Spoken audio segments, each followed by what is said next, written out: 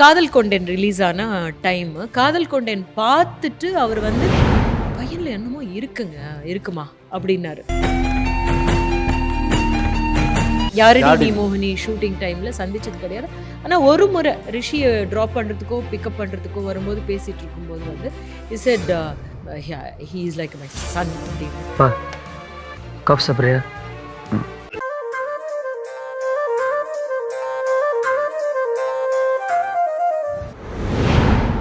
ஆக்சுவலா வந்து நான் ரொம்ப சீக்கிரமா ரெடி ஆயிடுவேன். ஆ.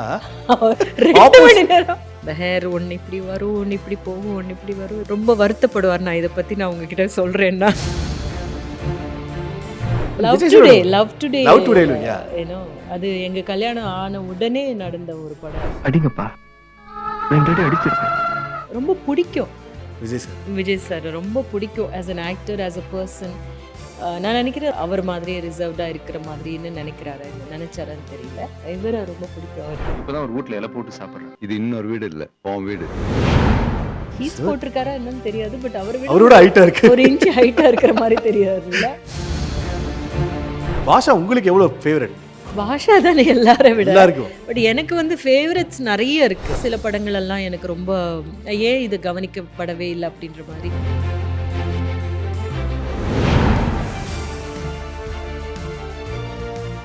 ஓகே மேம், இப்போ நிறைய பேசிட்டோம். இப்போ ஒரு சில புகைப்படங்கள் வரும். So Sure. அதை பார்த்துட்டு டக்குன்னு மேம்க்கு என்ன தோணும், ரோஹிணி அவர்களுக்கு என்ன தோணும் அப்படிங்கிறது. அதில் மெமரிஸும் இருக்கும், சேரை பற்றின நட்பு, அவங்க 2 பேருக்கு உண்டான நட்பும் இருக்கும். அதை பற்றியும் நிறைய விஷயங்கள் பேசலாம். First photo please. Yes, first photo Yaaradi Nee Mouni with Dhanush sir. Ma'am அதான் மேம், இப்போது ஒரு சில கேரக்டர் சொல்லுவாங்கள்ல மேம், சன் ஃபாதர், தமிழ் சினிமாவில் இந்த சன் ஃபாதர் கேரக்டர் வந்து மெமரபிள் அப்படின்னு. அதில் அழிக்க முடியாத ஒரு எஸ். அண்ட் யாரடி நீ மௌனி தனுஷ் சாரோட இருந்த அந்த காம்போ உங்களுக்கு எவ்வளோ பிடிச்சது மேம்? அது எஸ்பெஷலி நைட்டு ஒரு சீனில் பண்ணிட்டு போவார்ல, எந்த நாயும் எனக்கு கஞ்சி ஊற்ற வேணாம். எஸ், அதெல்லாம் எஸ் ப்ளீஸ் இந்த காம்போ பற்றி. ஆக்சுவலி வந்து நாங்கள் we were divorced, but I used to take ரிஷி, நானும் அங்கே போய் உட்காந்து பேசுவோம். அந்த மாதிரி எல்லாம் ஒரு ஃப்ரெண்ட்லியான என்விரான்மெண்ட்டில் தான் இருந்தோம் கொஞ்சம் வருஷத்துக்கு அப்புறம். அப்போ வந்து இவருடைய அந்த செல்வராகவன் அவர்களுடைய டைரக்ஷனில் வாட் வாஸ் தட் ஃபில்ம்?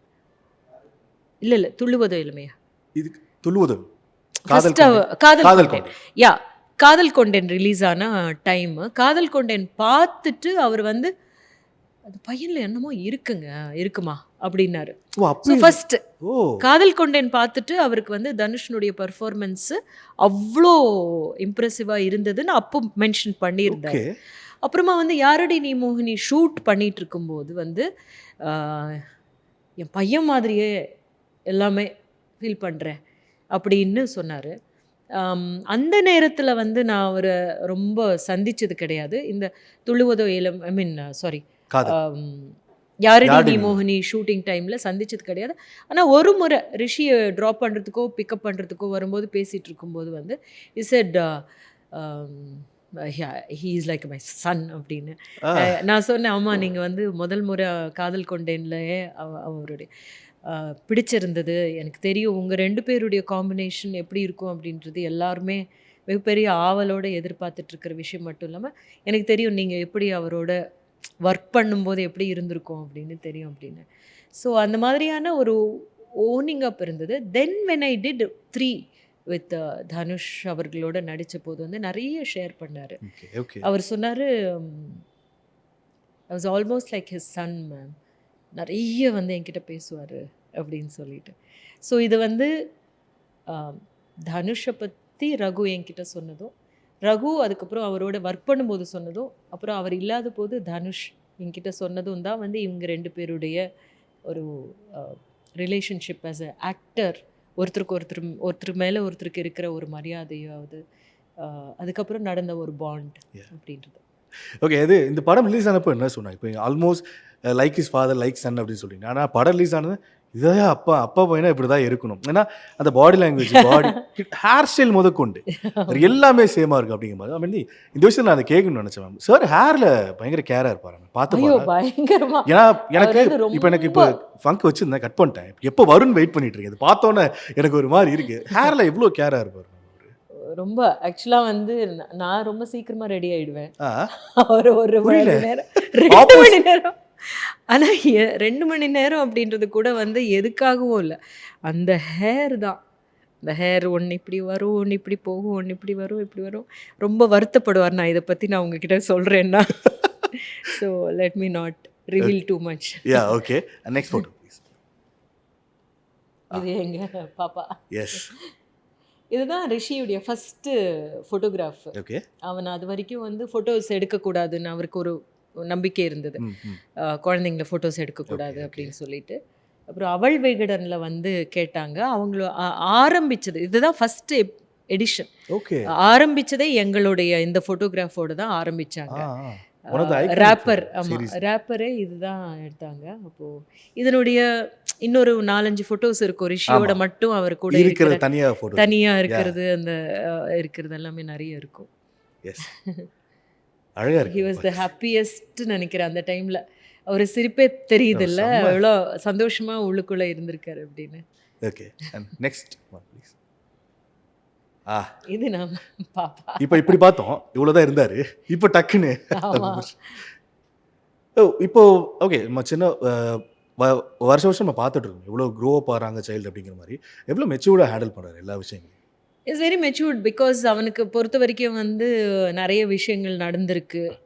எங்களுடைய பிரிவு, அவருடைய அவர் தவறி போனது, அதுக்கப்புறம் வந்து எதுவா இருந்தாலும் வந்து ஒரு பெரிய எக்ஸ்பெக்டேஷன் வேற இருக்கு. இவ்வளோ திறமையான ஒரு அப்பா உடைய பையன். தோ he is not in the film field. அந்த திறமையை அவனுக்குள்ளேயே ஒரு விஷயம் இருக்கு. இவ்வளோ அக்கம்ப்ளிஷ்ட் ஆக்டர். அதாவது வந்து அக்கம்ப்ளிஷ்மெண்ட்டுன்னு சொல்றது வந்து யாருமே இர்ரீப்ளேசபிள் அப்படின்ற இடத்துக்கு போயிருக்கிற ஆக்டர். அவருடைய குவாலிட்டி இருக்கு இல்லையா, அந்த குவாலிட்டியோட இருக்கிற ஒரு அவருடைய பையனா அப்படின்றது வந்து அவனுக்கு ஒரு மிகப்பெரிய ஒரு விஷயமாகவே தோணிட்டு இருக்கு. Okay okay.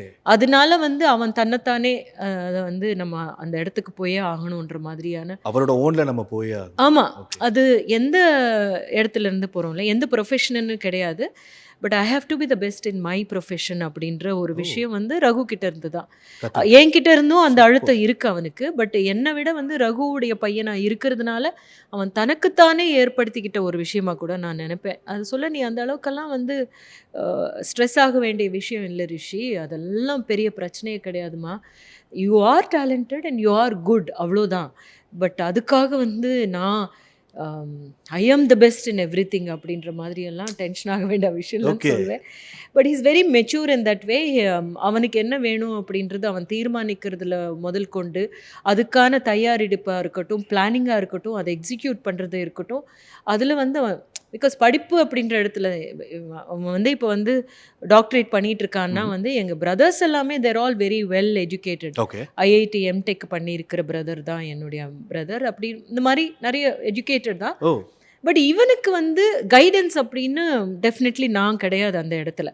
அவனே தன்னைத்தானே கைட் பண்ணிக்கிட்ட ஒரு பையன். இப்போ லைக் எப்படி ரகு வந்து தன்னுடைய இந்த இதில் வந்து ஆக்டிங் Acting. கரியரில் அவங்க வீட்டில் யாருமே ஆக்டிங்கில் இல்லை. பட் ஆக்டிங் கரியருக்கு வந்துட்டு தன்னைத்தானே கைட் பண்ணிக்கிட்டு தானே இந்த இடத்துக்கு வந்து இருந்தார் அப்படின்ற போது. So the same thing he does in his own profession. Yes பாதை ஒன்று அந்த ஃபார்மெட் வேற அப்படிங்கிற மாதிரி. Yes nice to hear ma'am. ஆமாம், அந்த மாதிரியான ஒரு he's very very mature that way. He takes care of his own everything. He's on his own. இப்போ வந்து ஒரு 6 மாதம் 5 மாதத்துக்கு ஒரு வாட்டி வந்துட்டு போயிட்டுருப்பான். Okay fine. Next one please ma'am. இது எந்த மூமெண்ட் மேம் இது? அது இப்போ பார்க்குறப்ப பிளரியா தெரியும். மேபி அங்கேருந்து பார்த்தா இல்லை கிளியராக இருக்கிற ஃபோட்டோ தான். Yeah. இது வந்து எங்கள் அண்ணன் பொண்ணுங்க ஓகே. யூஎஸ்லேருந்து ரெண்டு வந்திருந்தாங்க. பேருமே 2 பேருமே. ஓகே. பெரிய பொண்ணு ரம்யா, அவள் பேர் மாதுரி. எங்கள் வீட்டுக்கு வந்திருந்த போது எடுத்த ஒரு நைஸ் மொமெண்ட். அவர் குழந்தைங்க ரொம்ப பிடிக்கும் மேம் அவருக்கு. குழந்தைங்கள face பார்க்கும்போது ஆமா. தெரியுது. He was very he was real every time. இப்போ நீங்கள் உங்களை சந்திச்சாலும் கூட வந்து ஒரு ரியலாக தான் இருப்பார். எனக்கு இந்த ரிக்ரெட்லாம் ரொம்ப இருக்கு. அந்த மீட் பண்ணாமல் போயிட்டுமே அந்த காலகட்டத்தில் இருந்து அப்படின்னு. Okay next one please. One of my favourite seriously. இது வந்து அவருக்கு ஒரு ஜாப்பனீஸ் ஃபேன்ஸ் இருந்தாங்க. ஜப்பான்லேருந்து எப்போவுமே வந்துட்டு அப்போ தான் பாஷா அது இது எல்லாமே நடந்து முடிஞ்சது. ரஜினி சாருடைய ஃபேன்ஸ், அதுக்கப்புறம் வந்து ரகு சாருடைய ஃபேன்ஸ் ஆனவங்க. நொரிக்கோ அப்படின்னு சொல்லிட்டு. அவங்க 2 பேரும் இங்க வந்துட்டு படையப்பா ரிலீஸ் ஆன டைம். ஓகே. அப்போ எங்களுக்கு வந்து நீங்க 2 பேரும் எங்க படையப்பா மாதிரி எங்களுக்கு கல்யாணம் பண்ணி குடுக்கணும் அப்படின்னு சொன்னபோது, நாங்க அவங்களுக்கு கல்யாணம் பண்ணி குடுத்தோம். ஆ சிவா விஷ்ணு டெம்பிள்ல அவருக்கு வந்து ஒயிட் அண்ட் ஒயிட் வேஷ்டி சட்டை அவருக்கு. இந்த அம்மாவுக்கு வந்து நம்ம சௌந்தர்யா கட்டுன மாதிரியே சாரி எல்லாம் சரி. வாங்கி, பட்டு புடவை எல்லாம் வாங்கி, அங்க வந்து ஐயர் எல்லாத்தையும் பேசி, அன்னைக்கு நாங்க வந்து கையிலலாம் அதுக்கு முந்தின நாள் கையில மருதாணி எல்லாம் வச்சுக்கிட்டு, ஸோ டோட்டலா ஒரு சிஸ்டருக்கு எப்படி ஒரு கல்யாணம் பண்ணியிருப்பாரோ, அந்த மாதிரி நொரிக்கோக்கு கல்யாணம் பண்ணாரு. அன்னைக்கு நாங்க வந்து நான் ரெடி ஆயிட்டு வந்துட்டு, அப்போ ஏதோ ஒரு விளையாட்டுத்தனமா அவங்க வந்து எல்லாமே ஃபோட்டோ எடுத்துக்கிட்டே எடுத்தாங்க. இருப்பாங்க. ஓகே. அவருடைய ஷூ முதல் கொண்டு, அவர் சாப்பிடுறது, கை கழுவுறது, அவருடைய இது Activities நாப்கின் நாப்கின் அவர் இப்படி வச்சுட்டு போன நாப்கின்னு, அவர் போனதுக்கப்புறம் வந்ததுக்கப்புறம் every moment they use to record. ஓ அதில் வந்த ஒரு ஃபோட்டோ தான் இது. இது எப்படி வெளில வந்துச்சு? நீங்க நீங்க நான் தான் ஒரு வாட்டி ஷேர் பண்ணேன். ஓகே. ஆம், ஐ திங்க் இதுவும் பஞ்ச் ஆஃப் கலெக்ஷன்ஸ் இருக்குன்னு நினைக்கிறேன். ஆமா, இதுல நிறைய கலெக்ஷன்ஸ் இருக்கு. ஓகே. அழகா இருக்கு. ரொம்ப நல்லா இருக்கு பார்க்கறதுக்கு. ஓகே. Next one please. இந்த அதான் மொமெண்டா இதை பத்தி நம்ம பேசினோம் பேசணும். Already Yeah. இல்லையா? Yeah. ஓகே. சாரோட மூஞ்சிலையும் அவ்வளோ சந்தோஷம். He ma'am was very happy. Yeah He spoke with Rishi. ரொம்ப சந்தோஷமா இருந்தது. மெயினா அவர் வந்து கூப்பிட்டது நான் நினைக்கிறேன் ரிஷியை சந்திக்கிறதுக்கு தான் இப்போ கூப்பிட்டுருப்பாருன்னு நினைக்கிறேன். எனக்கு தோணுச்சு மேபி கேட்கலாமா அப்படின்னு ஒரு தாட் இருந்து நீங்களே சொல்லிட்டீங்க அந்த ஆமா, point. Yes. Okay. Next one ma'am. Hmm. Yeah, இது எப்போ ரிலீஸ் ஏதாவது ஐடியா ஓடிடி சொன்னீங்க ஒரு இது வரணும்னு ஏதாவது ஒரு இந்த டைம்ல அந்த மாதிரி நீங்க அவர்கிட்ட தாங்க கேட்கணும். ஏன்னா அவர் அதை ஆரம்பிச்சே ஒரு 12 வருஷம் ஆயிடுச்சு. ஆயிடுச்சு. Yes, என்கிட்ட இருக்கிற நிறைய ஃபுட்டேஜ் கொடுத்துருக்கேன். ரிஷியும் அதில் பேசியிருக்கான், ம். நானும் பேசியிருக்கேன். பட் ரிஷி பேசியிருக்கிறது ஒரு 16 இயர்ஸ் இருக்கும்போது பேசியிருக்கான். நாங்கள் வந்து என்ன சொன்னோம்னா, அந்த 16 இயர்ஸ் பேசுனது அப்படியே வைங்க, ம். ஏன்னா இப்போ பேசுறது வந்து வேற மாதிரி இருக்கும் இல்லையா அப்படின்னு சொல்லிட்டு. அதனால whenever it is coming out, it will be very very interesting. ஏன்னா அவர் என்ன பண்ணியிருக்காருன்னா, ரகுவுடைய ஏர்லி ஸ்டேஜஸ் இருக்கு இல்லையா, அது எல்லாத்தையும் வந்து வேற ஒரு ஆர்டிஸ்ட்டை வச்சுட்டு ஒரு சஜஸ்டிவாக ஷார்ட்ஸ் எல்லாம் ஓ எடுத்து பியூட்டிஃபுல்லாக ப்ரெசென்ட் பண்ணியிருக்காரு. அவருடைய அந்த ஜேர்னி இருந்தது சில் இல்லையா? அவுட் ஷாட்ஸ் மாதிரி யூஸ் ஆமாம்மா, ஜேர்னி எல்லாம் இருந்தது இல்லையா? முதல்ல அவர் வந்து சினிமா தியேட்டருக்குள்ள எந்த படம் பார்க்க போனாங்க அப்படின்றத பற்றி எல்லாம் very interestingly he shot. But the thing is it has to come out. Yes கூடி சீக்கிரம் வரும். ஆமாம். Next one. ஆனா முகவரி இந்த ஒரு நட்பு அழிக்க முடியாத நட்பு இல்லை மேம். ஏன்னா என்னோட அமர்க்களம். அமர்க்கம். எஸ். அஜித் சாரோட அந்த இந்த காம்போவும் அருமையாக இருக்கும். ஆனால் இதுலேயும் வந்து இந்த வில்லனிக்கு அதெல்லாம் இல்லை. ஒரு மாதிரி ஒரு மென்டார் மாதிரி இல்ல அதுல வந்து அவர் தானே எல்லாம் பண்றாரு. பண்றாரு பட் மென்டார் மாதிரி கிட்னாப் இருக்கும். பண்றதுக்கான விஷயமா பண்றாரு. But he has reasons for that அப்படின்ற மாதிரி Okay. வச்சிருப்பாரு. பட் பிகாஸ் நம்ம வந்து ஸ்க்ரீன்ல பார்க்குறோமோ இல்லையோ, அவர் பண்ற எல்லா கேரக்டர்ஸுக்குமான ரீசன்ஸ் அவருக்கு இருக்கும். ஓகே. அப்போதான் வந்து அதை கன்வின்சிங்கா போர்ட்ரே பண்ண முடியும் அப்படின்றது. So okay. Next one. ஒரு சீன் தான் பட் மொத்த மூவி சாப்பிட்டு போற மாதிரி இருக்கும். லவ் டுடே ஏனோ அது எங்க கல்யாணம் ஆன உடனே நடந்த ஒரு படம். அது ரொம்ப பிடிக்கும் விஜய் சார், ரொம்ப பிடிக்கும் as an actor, as a person. நான் நினைக்கிறேன் ரொம்ப ரிசர்வ்டாக இருக்கிறதுனால ஒருவேளை அவர் மாதிரியே ரிசர்வ்டாக இருக்கிற மாதிரின்னு நினைச்சாரான்னு தெரியல. பட் எனக்கு தெரிஞ்சு பவன் கல்யாணம் ரொம்ப பிடிக்கும் தெலுங்குல. ஓகே. இவரை ரொம்ப பிடிக்கும் அவருக்கு. பவன் சார் ரொம்ப ரிசர்வ்டு கிடையாது அவரு. அது என்னமோ அவங்க 2 பேருக்குள்ள அந்த வந்து bonding, நல்ல chemistry. இட் ஜஸ்ட் கிளிக்ட் நினைக்கிறேன். ஓகே. எப்படி ரஜினி சார் கூட எவ்வளோ ஃப்ரெண்ட்லியா ரொம்ப பேசுவாங்க. அவங்க 2 பேரும் தனியா உட்காந்து பேசுவாங்க. அருணாச்சலம் ஷூட்டிங்லலாம் நான் கல்யாணம் உடனே போன ஷூட்டிங் வந்து அருணாச்சலம். அப்போ அவங்க தனியா உட்காந்து பேசிக்கிட்டே இருப்பாங்க. ஃபிலசாபிக்கலாக எதோ பேசிகிட்டே இருப்பாங்க. அந்த மாதிரி வந்து பவன் கல்யாணோட ரொம்ப க்ளோஸ் அவர். சாருக்கு எத்தனை லாங்குவேஜ் ஃப்ளூவெண்ட்டாக I think Tamil, English and Malayalam ரொம்ப. கன்னடா எல்லாம் ஓகேவா தெரியும். Telugu of course he also dubbed in Telugu. Okay. Okay. Next one. Hindi எல்லாம் கூட தெரியும் அவருக்கு. ஓகே. இது நான் கிளிக் பண்ணது. ஓகே. இந்த சீரீஸ் ஃபுல்லாகவே வந்து நான் கிளிக் பண்ணது. யா அழகாக இருக்கு madam seriously. Okay next one போயிடலாமா? இது நான் உல்லாசம் ஹீஸ் போட்டிருக்காரா என்னன்னு தெரியாது, பட் அவரோட ஹைட்டா இருக்கு. ஒரு இன்ச் ஹைட்டா இருக்கிற மாதிரி தெரியாதுல்ல. ஓகே ரொம்ப பிடிக்கும். ஃபங்க் தான் மேம், எனக்கு கண்ணுக்கு டைரக்டா அங்க தான் போகுது எனக்கு. லால் பாட்ஷான்னு ஒரு படம் கூட பண்ணாரு எங்க கல்யாணத்துக்கு நாங்க முன்னாடி. ஐ மெட் ஹிம். அமிதாப் சாரை வந்து மீட் பண்ணியிருந்தேன் நான். He use to really like him. Oh Basha. And இப்போ வரைக்குமே அந்த வில்லன் அப்படின்னாலே ஒரு கிளாஸ் வில்லன் தெரியுமா, ஓரளவுக்கு நடிப்பு தெரியுமா, வில்லன்னா அது பாட்டுவாங்க. அந்த பாடி லாங்குவேஜ் மேனரிசம் அதை வச்சு. பாஷா உங்களுக்கு எவ்வளோ ஃபேவரட்? பாஷா தானே எல்லாரை விட. எல்லாருக்கும். பட் எனக்கு வந்து ஃபேவரட்ஸ் நிறைய இருக்கு. நிறைய அதெல்லாம் வந்து கவனிக்கப்படாத சில படங்கள் எல்லாம் எனக்கு ரொம்ப ஏன் இது கவனிக்கப்படவே இல்லை அப்படின்ற மாதிரி. நீ சொன்ன நம்ப மாட்டீங்கன்னா அது கேள்வி கேட்கலான்னு இருந்தேன். எங்களோட ஒரு சில அந்த தெரிஞ்ச பெரிய ஃபேவரட்ஸ் இருக்கும், அந்த அன்னோட்டிஸ்டு ஃபேவரட்ஸ்னு ஒரு சிலது இருக்கும். அது என்னன்னு ஷேர் பண்ண முடியும்? அது ஃபாசில் சாருடைய ஒரு படம், ஷாலினியும் இவங்க விஜய் சார் தான் நடிச்சாங்க. கண்ணுக்குள் கண்ணுக்குள் நிலவு.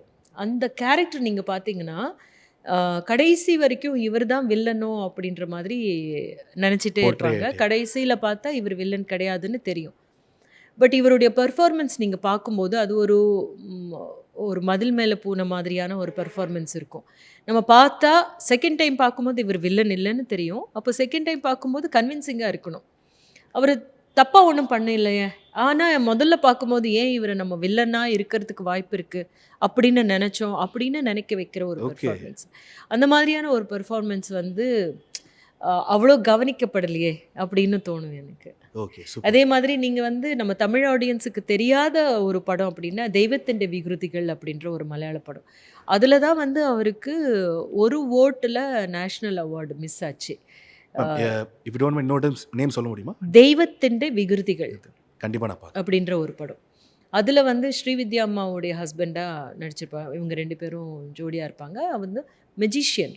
ஓகே. அதில் வந்து அந்த பர்ஃபார்மன்ஸை யாராலையும் இப்போ நிறைய பேர் பார்க்கும்போது உங்களுக்கு புரியும். இட்ஸ் பியாண்ட் எக்ஸ்பிளனேஷன் அப்படின்றது. சில இதை வந்து நம்ம எக்ஸ்பிளைன் பண்ணிட முடியும். இது இதனால தான் இப்படி அப்படின்ற மாதிரி எக்ஸ்பிளைன் பண்ண முடியும் இல்லையா? இது எக்ஸ்பிளனேஷனுக்கு கிடைக்காத எட்டாத நிறைய உணர்வுகள் அதில் இருக்கும். அந்த கேரக்டர் அண்ட் மேஜிக் கற்றுக்கிட்டார் அந்த படத்துக்காக. என்ன சொல்றீங்க? ரியலா மேஜிக் கற்றுக்கிட்டார். வீட்டில் பண்ணி காமிச்சிருக்காரா? இல்லை அப்படியெல்லாம் அவர் வந்து he is not a person who will show off. He is not a show off. Okay. தெரியும் இப்போ என்ன அப்படின்ற அவ்வளோதான். Okay next. ஓகே லாஸ்ட்டு ஆக்சுவலாக டீம் இந்த ஃபோட்டோ நாங்கள் இது லாஸ்ட்டாக வச்சுருக்கோம் அப்படின்னு சொன்னோம். டீம் ஒரு சில கேர்ள்ஸ் ரியாக்ஷன்ஸ் இருக்கும் இல்லையா, அப்படின்லாம் பண்ணாங்க. ஏன்னா இதை பார்த்ததுக்கப்புறம் பா என்ன கிளாஸ் அப்படின்ட்டு இருந்தது. ஸோ இது என்ன மூமெண்ட் மேம்? இது நாங்கள் கல்யாணம் ஆன உடனே பண்ண ஒரு ஃபோட்டோஷூட். ரவுஃப்னு ஒரு ரொம்ப டியர் ஃப்ரெண்ட் ஹிஸ். ஸோ நாங்கள் வந்து அவருக்கு ஃபோட்டோஷூட்டுக்காக போனோம். சரி. Because I knew Rauf and then நான் சொன்னேன் லைக் இன்னும் நம்ம நல்ல ஒரு ஃபோட்டோஷூட்ஸ் பண்ணலாம் அப்படின்னு சொல்லிட்டு அவருடைய ஸ்டூடியோக்கு போகலாம் அப்படின்னு. அப்போ அவருடைய ஸ்டூடியோக்கு போன போது ஐ வாஸ் தேர். அப்போ அவர் கம் சிட் அப்படின்னாரு. Then we also wanted to take some பிக்சர்ஸில். இது ஒரு லைக் ஏதோ சொல்லி நான் சிரிச்சு ஆமாம் அதில் வந்து அவர் கேப்சர் பண்ண ஒரு மொமெண்ட் அது. ப்ராபப்ளி ஒரு 3rd month into the marriage. அந்த ஒரு nice click. Seriously one of best. Very cute.